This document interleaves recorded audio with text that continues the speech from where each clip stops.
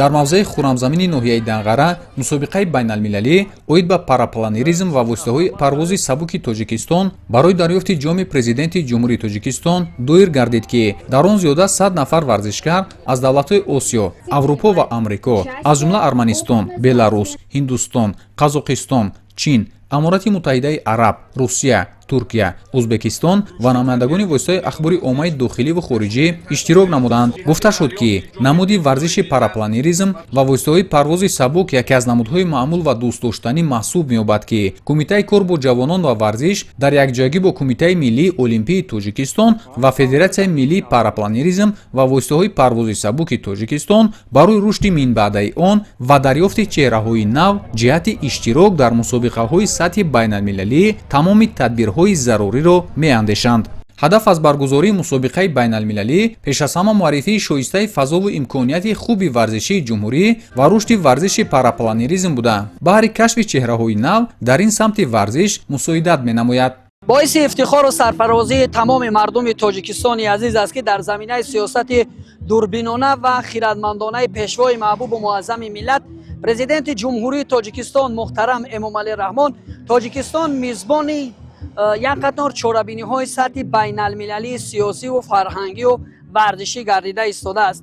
Баргузории мусобиқаи байналмилалӣ оид ба намуди парапланеризм дар ноҳияи Данғараи вилояти Хатлон барои дарёфти ҷоми президенти ҷумҳурии Тоҷикистон гувоҳи гуфтаҳои боло аст. Дар ин мусобиқаи сатҳи байналмилалӣ зиёда аз 9 давлати дунё қарор доранд. Аслан табиати афсонавӣ ва кӯҳҳои сарбарфалаккашдаи Тоҷикистон худ як мавзеи сайёҳиро мемонад, ки имрӯз таваҷҷӯҳи намояндагони сафоратҳои корпуси дипломатӣ дар Тоҷикистон ва сайёҳони дохилу хориҷи кишвар гувоҳии он аст, ки ин минтақаи зебо, ин мавзеи сайёҳӣ таваҷҷӯҳи сайёҳонро ба худ бештар ҷалб кардааст ва дар оянда умед дорем, ки ин мавзеъ ба яке аз мавзеъҳои сайёҳӣ ва тамошобоб табдил хоҳад ёфт. дар мусобиқаи парапланерӣ барои дарёфти ҷоми пешвои миллат зиёда аз 150 варзишгар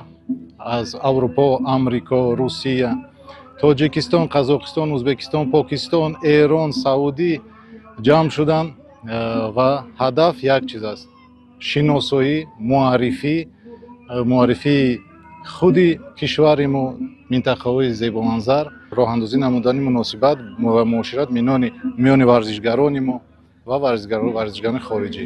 Сол то сол на 50 балки 100 зиёд шудаастанд. ҳар як варзишгаре ки ба Тоҷикистон меояд, соли дигар бо худ боз як ё ду варзишгарро ба Тоҷикистон меорад. яъне ки сатҳи баргузор намудани ҳамин мусобиқот ниҳоят баланд аст. ҳамин имкон медиҳад ба мо, ки рушди сайёҳии кишварам зиёд шавад. мусобиқаи байналмилалӣ оид ба парапланеризм барои дарёфти ҷоми президенти ҷумҳурии Тоҷикистон, ки бо ибтикори Кумитаи кор бо ҷавонон ва варзиши назди ҳукумати ҷумҳурии Тоҷикистон, Федератсияи парапланеризм ва воситаҳои парвози сабуки Тоҷикистон дар ҳамкорӣ бо мақомоти иҷроияи ҳокимияти давлатии вилояти Хатлон, мақомоти иҷроияи ҳокимияти давлатии шаҳри Душанбе, ноҳияи Данғара ва корхонаи воҳиди давлатии хизматрасонии корпуси дипломатии Дипсервис дар доманакӯҳҳои ноҳияи Данғара маротибаи дуюм аст баргузор мегардад, ба варзишгарон хеле писанд омад. За 7 лет в Таджикистане, наверное, уже все объездил. Видел Памир, Таджикент, все красоты Таджикистана, влюбился. Теперь приезжаю только летать на параплане, потому что уже было все объезжено, теперь надо все облетать. Великолепная страна, великолепная культура, как проводят мероприятия в Таджикистане. По-моему, я вот разговаривал с соседями с Узбекистана, Казахстана, нигде в мире так больше не проводят. В Таджикистане открылась федерация официальная парапланного спорта. Обращайтесь, там появились новые крылья, собирают учеников, хорошая федерация, хорошие инструктора. Пожалуйста, приходите. Чем больше будет пилотов, тем будет интереснее. Это всего 3 года федерация существует, но она уже проводит соревнования на международном уровне, которым практически нет равных. И это большое достижение Таджикистана. Прямо вот Таджикистан может гордиться тем, как он проводит соревнования. Любого спросите, все скажут, что это замечательное место. Таджикистан мне очень нравится. Я приезжаю сюда 2-й год.